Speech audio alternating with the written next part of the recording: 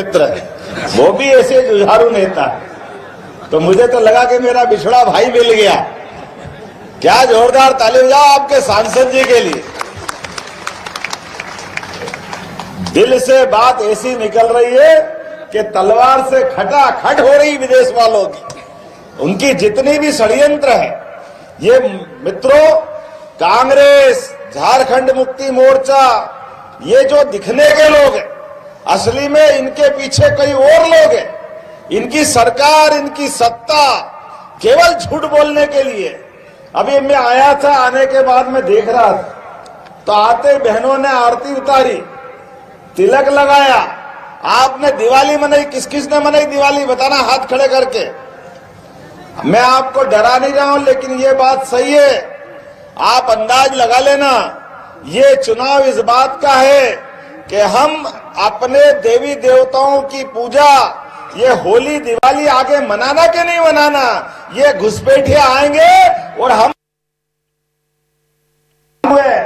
जो हाल वहां होने वाले ये यहां कराने वाले दुर्भाग्यशाली रूप से। ये कांग्रेस और उनके चट्टे बट्टे, एक भी व्यक्ति के मुंह से नहीं निकला कि वहां अपने हिंदुओं का नरसंहार हो रहा है। इनको हिंदुओं को बचाना चाहिए, क्योंकि वोट के भूखे ये एकमात्र बात जानते कि ये इनके इन प्रकार कुर्सी पकड़ो, केवल सत्ता पकड़ो, सब भूल जाओ। इसलिए लगातार वो सारे षड्यंत्र कर रहे हैं, जिसके कारण से मैंने अभी आते ही बात कही।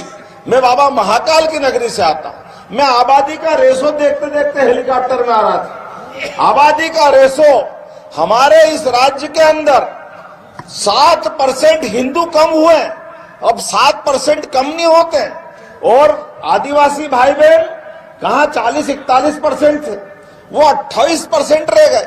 अरे भैया, आबादी बढ़ रही है तो ये बढ़ना चाहिए कि नहीं बढ़ना चाहिए? ये लोग कहां गए? ये कहां इसलिए गए कि ये बाहर वालों को घुसेड़ते जा रहे हैं।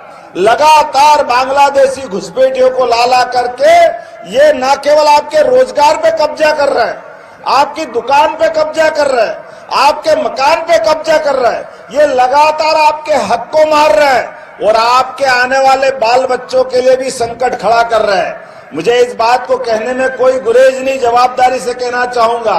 अरे भाई, आप इस प्रदेश के अंदर चुनाव लड़ना चाहते हो, कांग्रेस के लोग दिल्ली में चुनाव लड़ना चाहते थे, लेकिन इनके कर्मों के कारण से जनता ने इनको धता बताई है, क्योंकि इनकी भावना गलत है। ये केवल वोट के लिए अकेले जम्मू कश्मीर में 40,000 हत्याएं अगर हुई है, उसका पाप किसके माथे है? तो वो कांग्रेस के माथे है। हम सबके सामने ये रिकॉर्ड है।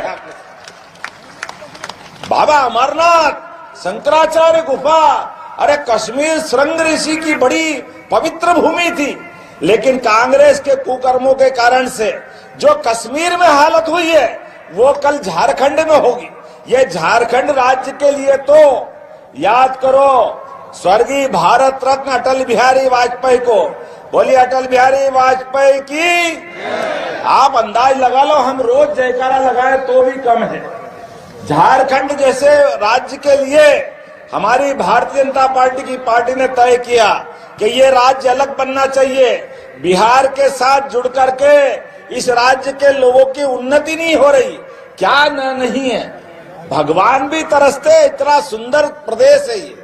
चारों तरफ से हरियाली, चारों तरफ से इसके क्षेत्र के अंदर अलग अलग प्रकार की खदानें, और तो और प्रकृति ने भी परमात्मा का कुछ ज्यादा ही आशीर्वाद दिया है।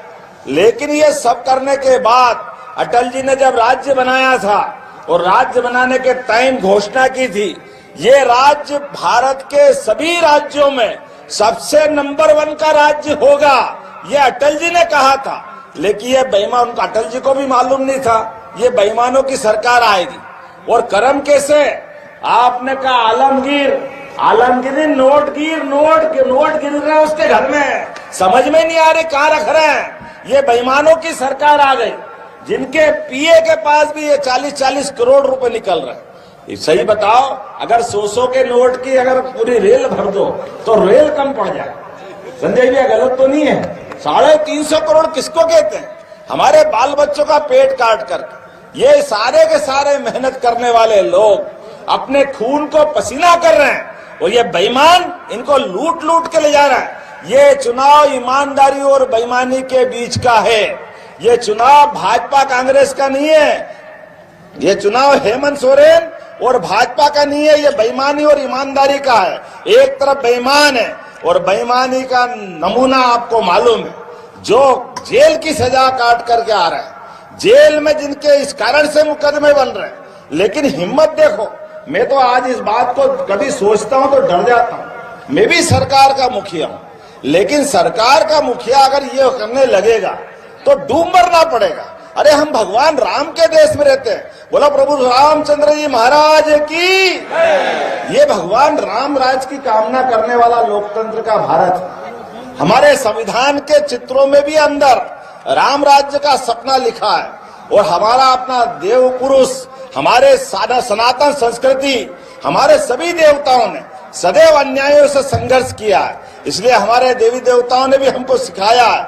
अभी मैं तो आपके बीच बताना चाहूंगा संजय भैया, हमारे यहाँ तो अभी मैं 2 दिन पहले ये भारतीय जनता पार्टी की सरकार बनी थी हमारी 2023 में, और सरकार ने तय किया कि जन्माष्टमी भी धूमधाम से मनना चाहिए। धूमधाम से सभी सांसद विधायक ने जन्माष्टमी मनाई, और जन्माष्टमी बनाई तो गोवर्धन पूजा भी अच्छे से होना चाहिए। होना चाहिए कि नहीं होना चाहिए? तो होना चाहिए। तो हमारे सभी सांसद, सभी विधायक, सभी मंत्री, मुख्यमंत्री सबने धूमधाम से गोवर्धन पूजा की। अरे अपने 33 करोड़ देवी देवता का वास होता गौ माता में, होता कि नहीं होता? उनकी पूजा करना चाहिए कि नहीं करना चाहिए? लेकिन हमारी सरकार इसलिए कर रही है कि ये झंडा लहरा रहा है, और झंडे का निशान आप याद रखना, ये कमल का फूल है। अभी आपने लक्ष्मी पूजन किया है। लक्ष्मी पूजन में अगर आपको कोई कारण से मूर्ति नहीं मिले, लक्ष्मी जी का पाना नहीं मिले, तो आप केवल कमल की फूल की पूजा कर लो तो अपने आप विष्णु लक्ष्मी पूजन हो जाता है। ये पवित्र निशान हमारा, ये हमारे देव संस्कृति है। हमने अगर पार्टी का विचार भी रखा तो सनातन धर्म का पालन करने के लिए हमने अगर जय भी बोली है तो भारत माता की जय बोली है। इनको भारत माता की जय बोलने में भी कष्ट होता है। और आप बताओ, कोई भी देश का देशवासी, सच्चे देशभक्त ये सीमाओं पे खड़े काहे के लिए रहते हैं? इसीलिए खड़े रहते हैं कि देश विरोधी लोग देश में नहीं आना चाहिए। देश के विरोधी लोग जिनको विदेशी कहते हैं वो नहीं आना चाहिए। ये जवाबदारी हमारी है। और भूले भटके कहीं से आ गए तो उनको निकाल के बाहर करने की जवाबदारी राज्य सरकारों की होती है। बड़े दुर्भाग्य के साथ कहना पड़ रहा है, ये ऐसे लोग हैं, वोट तो आपका ले रहे हैं, सरकार यहां बना रहे हैं, वो जय बांग्लादेश की बुलवा रहे हैं। अरे शर्म करो शर्म। ये परमात्मा भी देख रहा है और जनता भी देख रही, हिसाब चूकता करेगी। 13 तारीख के दिन जोरदार ताली बजा के संकल्प करो, एक एक वोट अपनी संस्कृति के लिए, देश के स्वाभिमान के लिए, देश के जवानों के लिए जो अपने सीमाओं पे खून की बाजी लगा के खड़े हैं। ये उनकी पीठ में छुरा भोंक रहा है। और यहां अगर सरकार बनी तो बांग्लादेश सहित सबकी तो बल्ले बल्ले होगी, क्योंकि उनके लोग तो आई इसीलिए रहे, उनका कब्जा करने का उद्देश्य। ये हमारी सनातन संस्कृति पे संकट आएगा। मैं आपके बीच 2-4 योजनाओं की बात भी करूंगा। आप अंदाज लगा लो कि आज अपने इस देश के अंदर जहां जहां भाजपा की सरकार है, आप बताओ, यही अयोध्या थी और यही उत्तर प्रदेश था।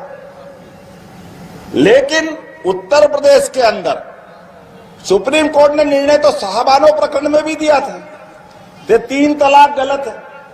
लेकिन 3 तलाक गलत होने के बाद भी दिल्ली में सरकार कांग्रेस की थी, इसलिए कांग्रेस की सरकार ने 3 तलाक बहनों के हक के ऊपर भी, कभी अंदाज लगा लो, ये बहनें हमारे घर में बैठी है, अपने विवाह के बाद ससुराल जाती है, विवाह हो जाता है, 1 साल 2 साल में एक आध बच्चा होता है, 2 बच्चा होता है, अपने को लगता है कि अपने जीजा जी के घर में बहन सुरक्षित है। लेकिन ये कौन सा कानून? वो बेचारी बाल बच्चों को अपने उम्मीद से पैदा कर रही है और वो बेईमानी के आधार पर कहते थे तलाक तलाक तलाक। और वो बहन बेटी कहां जाएगी, वो बच्चे लेके कहां जाने वाली है, वो माँ बाप के घर आएगी तो घर में कैसे रखेंगे। ये पाप का कानून था कि नहीं था, लेकिन ये पाप के कानून को सुप्रीम कोर्ट ने भी गलत किया। लेकिन मैं जवाबदारी के साथ कहना चाहूंगा, वोट के खातिर सुप्रीम कोर्ट के